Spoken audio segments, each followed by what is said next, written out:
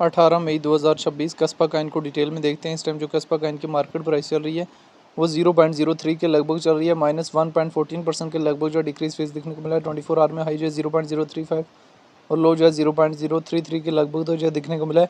Daily time frame में भी आप कस्बा काइन को यहाँ से देख सकते हैं, वीकली टाइम फ्रेम में भी कस्बा काइन को देख सकते हैं। सिचुएशन जो है रिलेटेड टू कस्बा काइन जो है आप लोगों के सामने है। उससे पहले हमारे पास कस्बा काइन जो है 2024 के 8वें महीने में 0.20 सेंट से रिजेक्ट हुआ था, 0.10 के लगभग डिप दी थी, फिर पंप अप करके 0.20 के लगभग था ज़्यादा, फिर क्रैश 0.05, फिर पंप अप हमारे पास करते हैं 0.13, फिर हमारे पास डंप जो है 0.05, फिर पंप अप करता है 0.12, फिर हमारे पास इसमें क्रैश जो है 0.09 के लगभग तो जो देखने को मिलता है। और रिसेंटली हमारे पास जो स्टेबलाइजेशन कस्बा काइन लेता है वो 0.029 के लगभग लेने के बाद जो एक पंप अप करने की ट्रायल लेता है। तो कस्बा काइन की अगर हम यहाँ से डिटेल में आ जाएं तो रैंकिंग में हमारे पास 59 नंबर पे है, मार्केट कैप 932 मिलियन के लगभग है। लिस्ट 2021 में हुआ है, ऑल टाइम हाई जो है 0.20 और ऑल टाइम लो जो है बहुत कम लगाया है। कस्बा की अपनी ब्लॉकचेन है, सर्कुलेशन सप्लाई जो बिलियन है मौजूद है, सर्कुलेशन रेट 95% के लगभग है।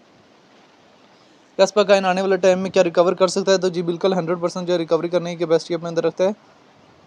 कस्बा को लेकर डिफरेंट एक्सपर्ट्स की क्या ओपिनियन है वो भी देख लेने। डेटा वाले ऑप्शन में जाएं, 15 मिनट से टाइम फ्रेम में देखें तो कस्बा काइन हमारे पास यहाँ से लार्ज अमाउंट में बाई हो रहा है। डेली टाइम फ्रेम में भी हमारे पास एक अच्छा खासा जो बाइंग प्रेशर आया हुआ है।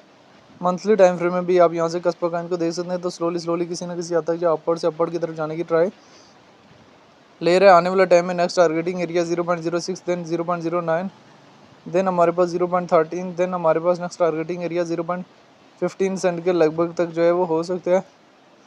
आज हमें जो है BTC में डिक्रीज फेज जो देखने को मिला, जिसके बाद जो है टॉप ऑल्ट काइन में, टॉप मीम काइन में भी जो है हमें एक डिक्रीज फेज जो देखने को मिला। तो वहीं हमारे पास जो है कस्बा काइन की मार्केट में भी जो है वो एक डिक्रीज फेज जो है वो हमें देखने को मिला है। लेकिन स्लोली जो है वो मार्केट में जैसे ही हमारे पास रिकवरी फेज आएगा तो कस्बा काइन की मार्केट में भी हमें एक पॉजिटिव रिकवरी जो है देखने को मिल सकती है।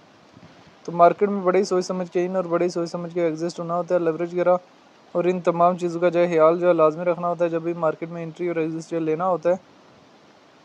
इस टाइम कस्बा के काइन की ओवरऑल सिचुएशन जो है वो आप लोगों के सामने है। तो